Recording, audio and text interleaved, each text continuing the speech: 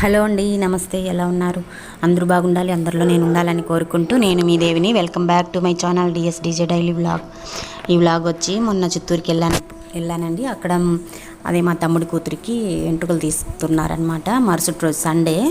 ఆ రోజు ఇంకా అక్కడ అంటే మేము అందరికీ చెప్పుకోలేదులేండి, సింపుల్గానే చిన్న ఫంక్షన్ కాబట్టి సింపుల్గానే ఇంట్లో వాళ్ళ వరకే చేసుకున్నాము.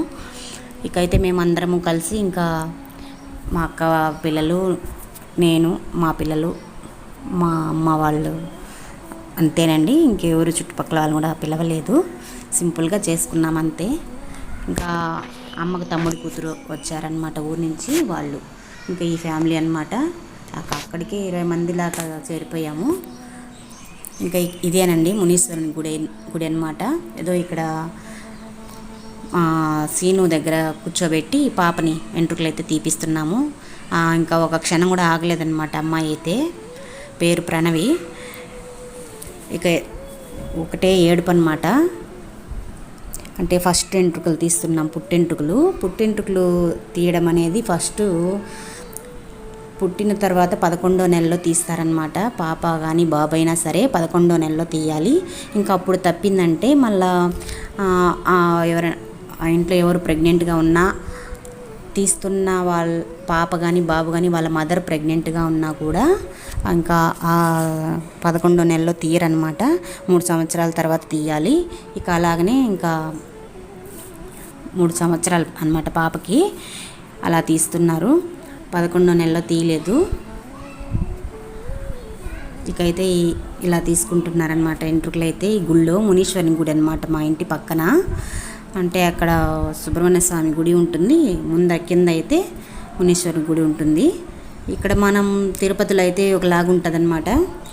మేమే అన్ని శిలలు ఉంటాయి, మేమే కడిగి బొట్లు పెట్టి అన్నీ చేసేస్తాము. అన్నీ తీసుకొని పోయి అన్నీ కూడా అంటే పూజకు కావాల్సినవన్నీ కూడా తీసుకొని పోయి మేమే అన్ని పూజలన్నీ చేసేసుకొని ఇంకా అక్కడ చెవులు కుట్టే వాళ్ళకి, గుండు కొట్టే వాళ్ళకి ఉంటారు కదా మనుషులు, ఆచార్యులు, వాళ్ళకి అమౌంట్ ఇచ్చేసేదన్నమాట. అలా చేస్తారు. ఇక్కడ ఏమంటే గుళ్ళో స్వామివారు ఉంటారు, ఆ పూజారి అన్నీ చేసేసుకుంటారు. మనం అన్ని పూజ సామాన్లు అన్నీ తీసుకొని వచ్చేస్తే అన్నీ చేసేస్తారు వాళ్ళే. తర్వాత ఇక్కడ ఆచార్యులు ఉంటారు కాబట్టి వాళ్ళకైతే ఇచ్చి మంగళవాళ్ళు ఆచార్యుల వాళ్ళకైతే చెవులు కుట్టించడము, ఇంకా గుండు కొట్టించడము ఇలా చేస్తారనమాట.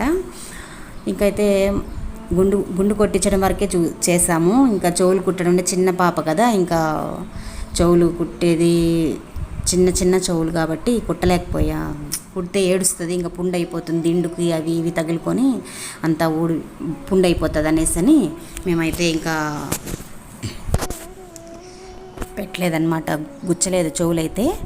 ఇంకా విధంగా అలా చేశారనమాట. అసలు పుట్టెంట్రుకలు ఎందుకు తీయాలా అనేది ఎవరికైనా తెలియని వాళ్ళకి మాత్రం చెప్తానండి. ఫస్ట్ అయితే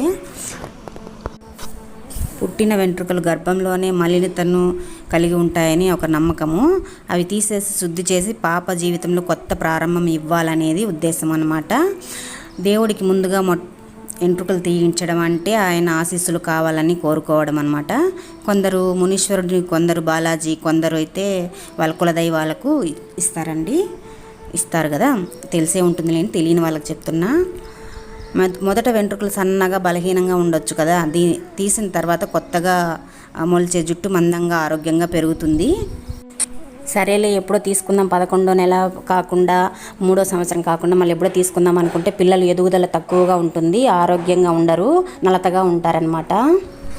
ఫస్ట్ ఎంట్రుకలు తీయడం ఒక చిన్నవారి జీవితంలో మొదట పెద్ద కార్యక్రమం లాంటి ప్రత్యేకత కలిగిన వేడుక అనమాట. దీని ద్వారా మనం పిల్లల ఆరోగ్యాన్ని, సంస్కృతిని, కుటుంబ విలువలను ఒకే చోట ఉంచినట్టు అవుతుంది. ఇక బంధుమిత్రులతో చేసుకుంటే ఇంకా హ్యాపీగా ఉంటుంది. కాకపోతే మేము ఎవరికి చెప్పుకోలేదులేండి, ఇంట్లో వరకు వాళ్ళకి పక్కన మా అక్క వాళ్ళకు వీళ్ళకి వరకే చెప్పుకున్నాము. ఈ విధంగా అయితే కొంచెం హ్యాపీగా, ఏదో పెద్ద ఫంక్షన్ కాకుండా చిన్న ఫంక్షన్తో హ్యాపీగా గడిచింది. ఆ రోజు ఈ విధంగా అయితే ఎంట్రుకలు తీసేసిన తర్వాత చెవులేమో గుచ్చలేదన్నమాట. తర్వాత ఒక సంవత్సరం తర్వాత గోల్డ్ షాప్కి తీసుకెళ్ళి గన్ షాట్ లాగా వేయించుకోవచ్చు అని చెప్పి, ఇప్పుడు చిన్న పాప కదా అని చెప్పని అయితే మేము చేయించలేదన్నమాట. ఇదేనండి మా ఇంటి చిన్న ఫంక్షన్, అమ్మగారి ఇంట్లో. ఇకైతే ఈ విధంగా అయితే పూర్తి చేసుకొని ఆ మునీశ్వరుని పూజ అంతా పూర్తి చేసుకొని అయితే ఇంటికి వచ్చామండి. ఇంటికి వచ్చిన తర్వాత ఇంకా భోజనాలంతా మేము లేట్ అయిపోయిందనమాట. మా శరణ్యనే చేసేసింది, అన్నీ కోసి పెట్టుకొని అన్నీ అలాగా చేసిందనమాట. బిర్యానీ చేసింది, అట్లే సెట్ చేసేసింది అనమాట. ఇంకా ఈ మునీశ్వరుని గుడి లోపల చూపిస్తున్నానండి మీకు.